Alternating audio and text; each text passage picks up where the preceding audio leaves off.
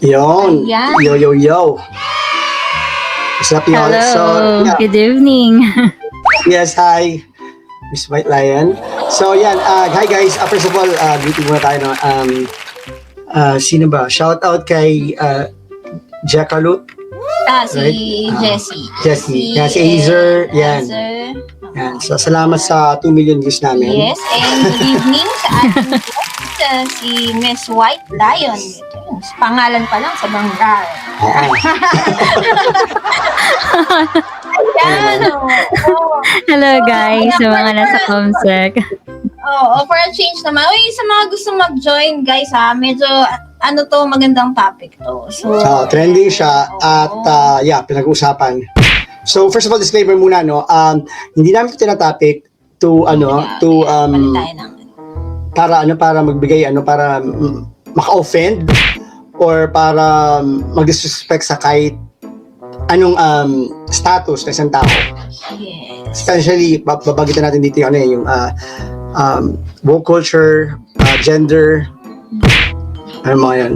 Ano lang to, subjective opinion lang. And anyone can also participate either through sa Comset or kung sino makiat na nagdanan dyan, Yes. parang podcast tayo lang. Yes. Pero may mga video clips tayo or reels na papakita para mapag-usapan. Right? Oo. So, ayan, bago ang lahat, baka may gustong Yes. sabihin si Miss White Ating guest. Lion. Hi everyone, kung sino may mga gising dyan. Alam namin na patulog na talaga ang mga tao, pero sobrang thank you kasi nandyan pa kayo. Kasi nag-worry kami kanina, hindi namin pwedeng sabayan si attorney, di ba? Wala kaming kalaban-laban doon. So, inintay talaga namin kayo. Kaso, Pero- like si Pastor Kayo. Oo, sinabayan tayo. Ayun, Kayo, hindi sumabay. yun lang. Okay lang naman, di ba? Mag-team replay na lang. Yes. At saka, kanya-kanya naman tayong hindi kung gusto nyo ng konting break, hindi pa kayo. Saka, alam ko naman yung iba dyan, katulad ko, ako nga, minsan, naka-phone lang ako minsan, pero, alam mo yun, tumatawid-tawid ako sa dalawang, yung mga ganon. Tumamang ka sa dalawang. Oo, pwede naman. May mga phone dyan at may mga PC, di ba, nakadalawang yan. Yes, yes. So, yan. So, ayun, guys, sa mga gustong tumambay, So again, ang topic today is let's get into gender pronouns, LGBT, actually QIA+, mahaba na ata yun eh. I don't know, basta yung the entire spectrum. Tsaka yung, of course, yung woke culture. Yan. Alright? ayan, so for the context ito. Alright. You've probably seen people debating in the comment section calling a movie woke and then the other guy saying define woke. Okay, I will. Woke used to mean being alert to racism, but today it's applied to an ideology that divides society by identity. Race, gender, sexuality, just like Marxism divided people by class. Woke came from African American vernacular English and simply meant being awake or aware, especially to racial injustice. In the 2010s, during the rise of BLM and social justice movements, woke became mainstream slang for being socially conscious. This broader social awareness turned into institutional activism, DEI programs, corporate virtue signal, identity-based hiring, cancel culture, etc. Critics began using woke sarcastically to describe the leftist overreach of performative progressivism. So when someone says something is woke, they usually mean it's pushing modern identity politics, race, gender, sexuality, in a way that feels forced and ideological. I don't really care if you agree with either side in this scenario. I'm Tony, and I'm just trying to help us find common ground again. Follow for more.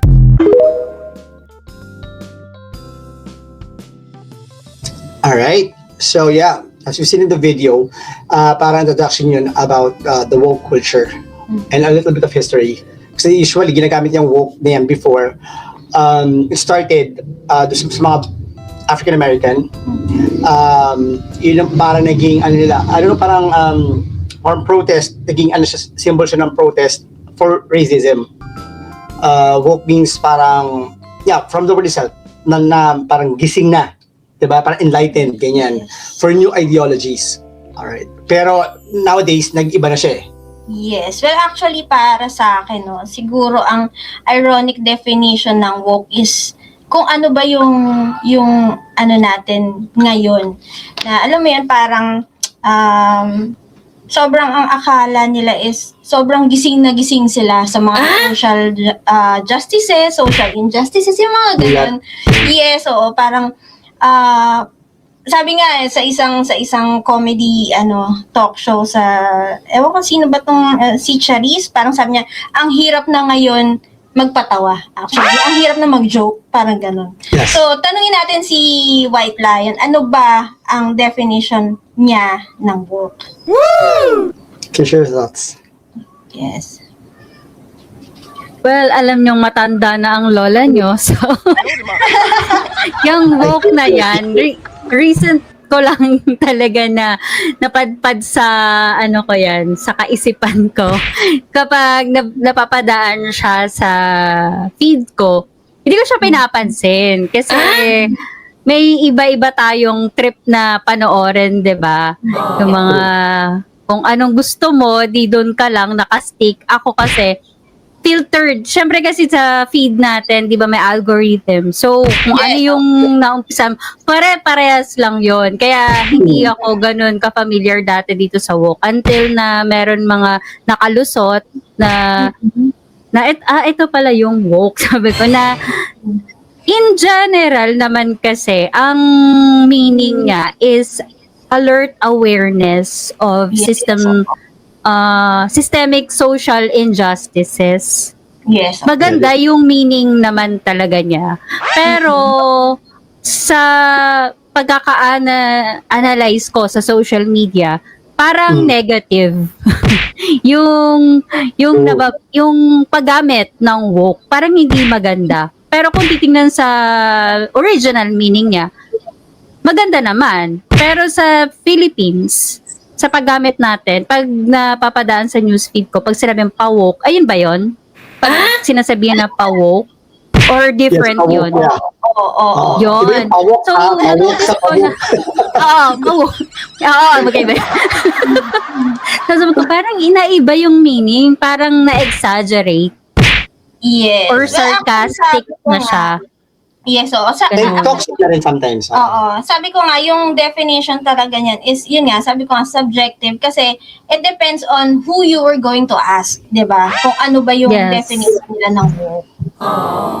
And sometimes nagiging siya somehow na-weaponize na. And nagiging, parang licensed. Especially, nagiging entitled sila eh. Actually, usually napapasun sa mga entitled sila.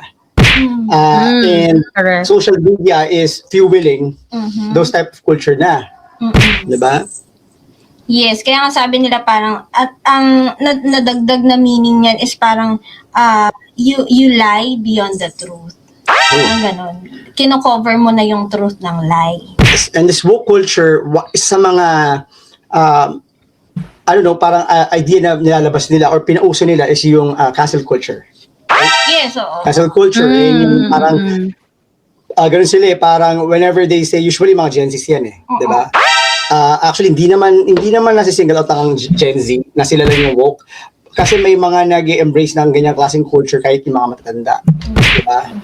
Depende sa ano nila. Yes, parang ganito. Like, di ba, halimbawa tayong tatlo, nag-uusap tayo.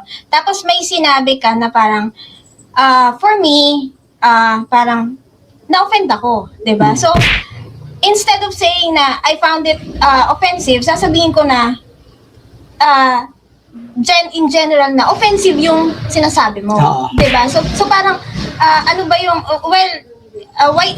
while kay White Lion is okay naman siya, hindi siya na-offend, 'di ba? So ang ano doon is there's nothing wrong dun sa statement mo or sa sinabi mo. So, kasi it's a fact eh. Ang mali sa akin is yung naging feeling ko. Diba? Yes. Pero, ngayon nga kasi, dahil nga sa ganong, ideology na, so parang, Actually, with regards to that, babe, naniniwala din naman ako na parang whatever it is you're feeling sa sinabi o ginawa ng tao, it's wrong to invalidate their feelings.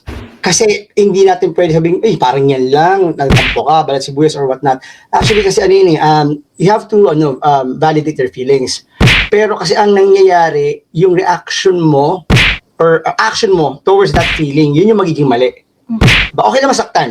Okay lang mahirapan, magkaroon ng struggles, pero yung magiging output mo, yung action mo towards it, yun yung nagiging mali.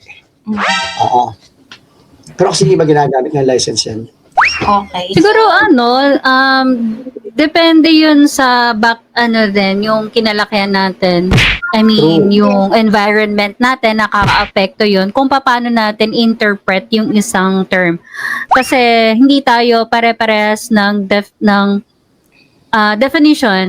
Like, for example, pag ginamit natin yung term na squammy, merong okay lang tawagin na squammy, parang cool, parang wala sa kanila. Pero yung iba, sobrang sensitive nila pag natawag na squammy. So, I guess, nakaka-apekto talaga kung saan, anong environment mo, at kung paano mo paano yung definition mo ng isang term. Kaya ka nagre-react.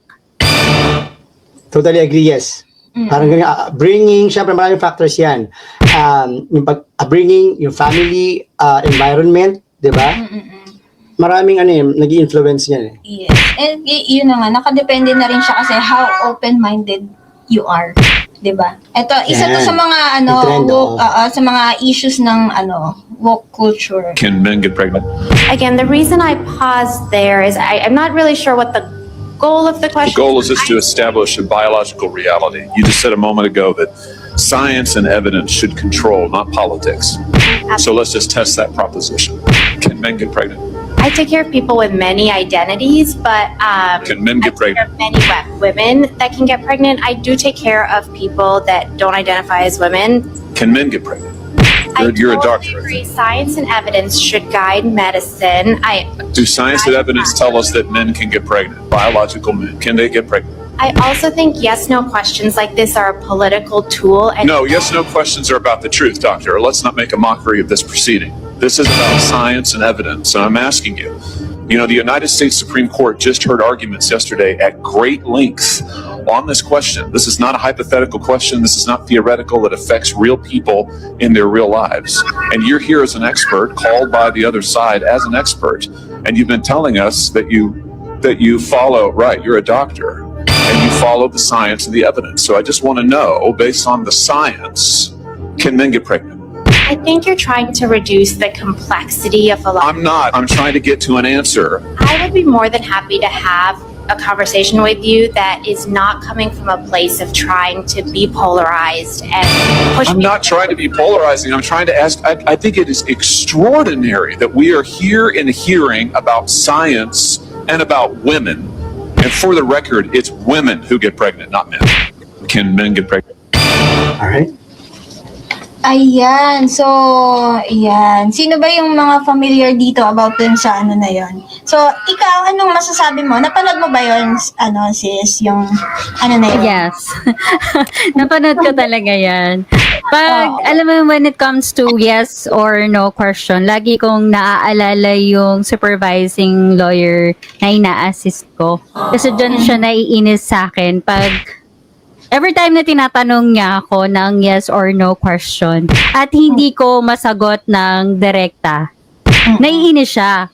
Parang ang point niya, yes or no lang. Huwag kang mag-explain. Naiinis talaga siya. So, yun talaga yung natutunan ko sa kanya na hanggang ngayon, dala-dala ko. Kaya, nung napanood ko yan, natatawa ko kasi nakikita ko yung sarili ko dun sa sumasagot na, na-analyze ko na yes or no lang, ba't ka nagpapaliwanag agad? And then, sa law school, ganun din naman siya. Pag yes or no question, tapos nag-explain ka agad, 5 ka dyan. Points. Kahit na ang haba ng sinabi mo, kasi una mo dapat sasagutin if yes or no yung stand mo. So dyan, di ba doctor siya and lawyer yung kausap niya, ganun talaga siya in real life. May inis yung kausap niya. Lalo na kung lawyer yan. Kasi nga yes or no lang siya. And based sa facts yung tinatanong nung lawyer, di ba? As yun naman yung profession niya doctor siya.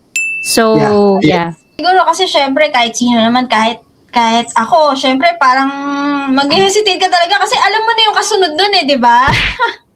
Usually, pagka ganun, syempre you have to explain your answer Yes naman. You have to explain. But ang problem is yung umpisa. Hindi pa sumagot kung yes or no. Yun nga lang kasi. Ayun, shoutout kay The Alpha. Ayan, si Hello, Lailani. Oh, Ay, wow. Simply Lailani. Join ka, sis. Yes. Oo. Hey. Actually kasi ang lumalabas parang nagiging beating around the bush. Knowing as a professional, you're licensed sa medical field and you're invited sa Senate hearing, 'di ba? Para pag-usapan yung mga ganyang bagay. Para kasing alata mo may pinoprotektahan siya. 'Di ba? Tama naman, dapat you have to answer your pag tanong ka yes or no lang. Sagutin mo, and then if you have time to explain, then explain mo. It's like you're avoiding the actual question eh. Defensive eh. And it's beating around the bush talaga. Hindi sila matatapos noon. Kung umpisa pa lang. Hindi mo sinasagot kung yes or no. 'Di ba? So, feeling ko siya rin, confused din siya. Hindi niya kayang patunayan yung stand niya. Kasi, hindi niya mapanindigan kung yes nga siya or no. Kasi ayaw niya nagre-refuse siya. Diba? Kung naniniwala siya na pwede pala, di ba yes? Sabihin niya yes. Siya niya explain. Kung talagang pwede. Yun. Tsaka somehow sa mga woke culture niyan, guess sa ganito, na nakita natin, isa sa mga way nila is, instead of sumagot ng diretso, what they tend to do is, parang somehow, minamanipulate na parang biniblame nila yung the way of questioning o yung mismong subjective kung sino yung nagko-question. Ay yung ganun ang sagot eh. Instead na magkaroon ng maayos or very active na usapan, hindi nangyayari because of those types of way of answering. Play natin to. Tapos yun sa mga gustong mag-join dyan, nandyan Yan. yung sa Comsec. Akyat na yun, guys. Magandang usapan to. Akyat daw si Jessie. Yes, Tapos na siya magpatulog. Okay. Ano pala muna, tawag dito, mother, muna. Motherhood. Yes, ganun talaga. Yes. Pero actually, healthy discussion to eh. Ayan na, si Jessie. Hi, good evening, everyone. Yes, welcome. Welcome sa aming munting channel. Thank you. Mhm. Ayan, so, napanood mo ba yung kanina, sis? Or Ay, gusto mo ba yes. And then napanood ko from the start.